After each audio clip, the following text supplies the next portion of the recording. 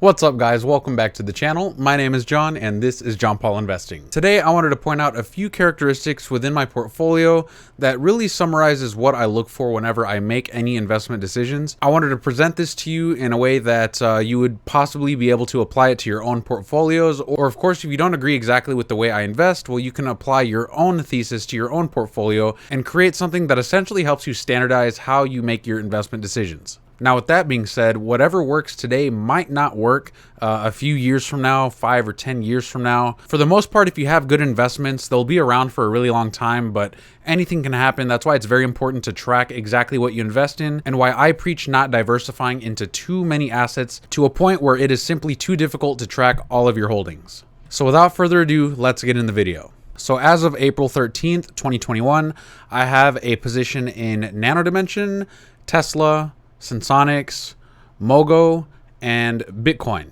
These are all positions that I'm very confident holding. I have not sold any position outside of my base holdings, which is basically shares I will not touch between Nano Dimension and Sensonics. With Mogo, I could move those around just because it's my lowest conviction play. But the point is that all of these holdings within my portfolio have some commonalities between each other. Maybe not the same industry, but they have some features that are common throughout all of my holdings. There are 5 of them, and they are as follows. The first one is that they're new technologies. These are technologies that have simply not been around for very long at all.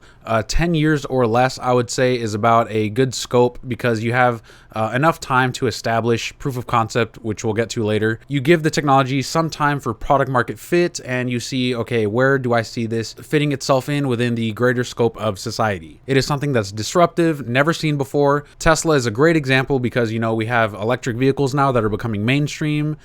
They have the Powerwall, the solar panels, the autonomous driving, the auto bidder, I should say full self-driving. With Nano Dimension, we have their additive manufacturing of electronics. You know, they're taking over the electronics 3D printing space. Sensonics is disrupting the continuous glucose monitoring sector. If they can pair that with insulin pumps, that could be something super breakthrough to where diabetic patients literally don't have to worry about their diabetes anymore as long as they have these 2 things in check. And of course, lastly, we have Bitcoin, which is a new way to transfer value around the world. The prevalence of Bitcoin came as soon as we started seeing companies like MicroStrategy start to implement the Bitcoin strategy to their corporation on the balance sheet. It's a way that value transfer has not been possible in the past ever. So this is a new disruptive technology that I think is going to stick around for a long period of time. So that's enough for the first feature. That was literally just one feature. I'll try and keep the other ones a little bit more concise. The second feature ties to the first feature of it being a new technology. It also has to be a desirable technology. How can these technologies integrate themselves for the greater good of humanity? How does it contribute to society? How does this help people improve their quality of life? Those are the questions I decide to ask myself whenever I decide to invest in a particular business. I don't want to be investing in something that won't exist in a few years from now. I don't want to invest in a fad, nothing that's going to produce cash flows for maybe a year or 2 and then just die off and not even be of relevance anymore. I want something that's going to be a desirable technology that is going to be around for a long period of time. And in order to determine that, we want to have some existing history within the business that tells us, okay, it looks like it's going to be around for a little while. How do the customers feel about a specific product or service that you're deciding to invest in? And is it something that could be easily knocked out by competitors? These are questions you should be asking yourself with investments in your portfolio. Number 3 is, does it have existing revenues? Again, this kind of ties in with the first 2, but we want to be able to see that it has the ability to actually make sales, because at the end of the day, these are businesses. If it's a growth company, no, we're not really expecting huge profits. We're going to see a lot of money going to research and development, selling and administrative costs, and things of that nature that are not really going to help the bottom line.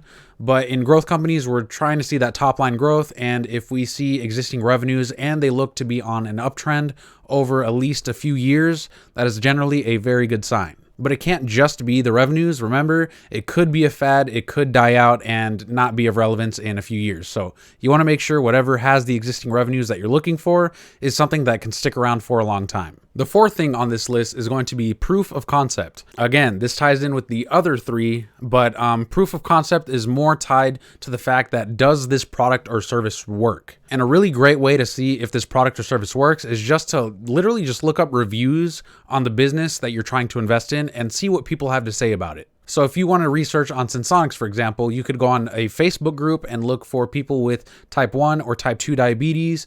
There has to be a few people in that group who possibly use the Eversense already. You could just go in the group and ask them, hey, what do you think about this product? There's a plethora of blogs that I have discovered on Google for Sensonics as well. If you're going to do research for Nano Dimension or Tesla, you could literally just go on Google and look up Tesla review, or you could look up Nano Dimension corporate review. You should be able to find things that do lay out the proof of concept for the product, meaning that people are actually able to use it and benefit from it. So this is something that's also very important when it comes to actually picking something that you want to park your money and leave it in. And lastly, number 5 is the ability for the company to scale. This means, is the business actually able to grow and actually commercialize themselves across a greater market than just whatever market it currently exists in? I personally like to invest in things that have the possibility to change the entire world. I don't really like localized businesses, things that would only affect a certain region of the world. I want things that are actually going to be able to affect everyone. That is my personal scope. So for my personal investments, I need to see, are they actually able to scale across multiple countries and not just in their local region where they were established or founded.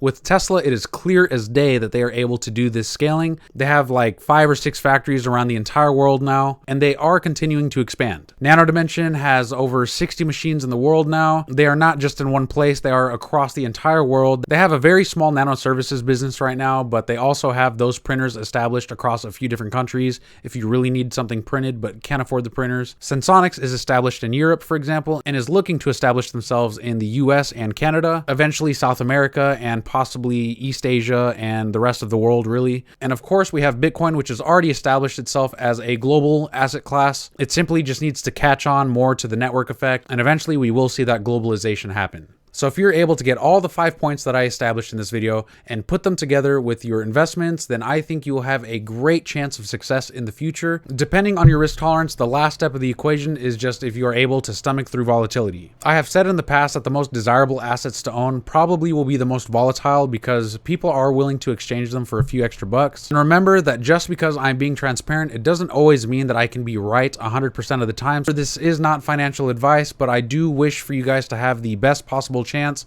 for success in your portfolios in the future. But anyways, guys, that is it for this video. Thank you guys so much for watching. If you learned something, please go ahead and hit that like button. And while you're down there, go ahead and hit that big red subscribe button. And do not forget to hit the bell notification to get notified when I make videos just like this one. Thank you guys for watching, and I will see you in the next video.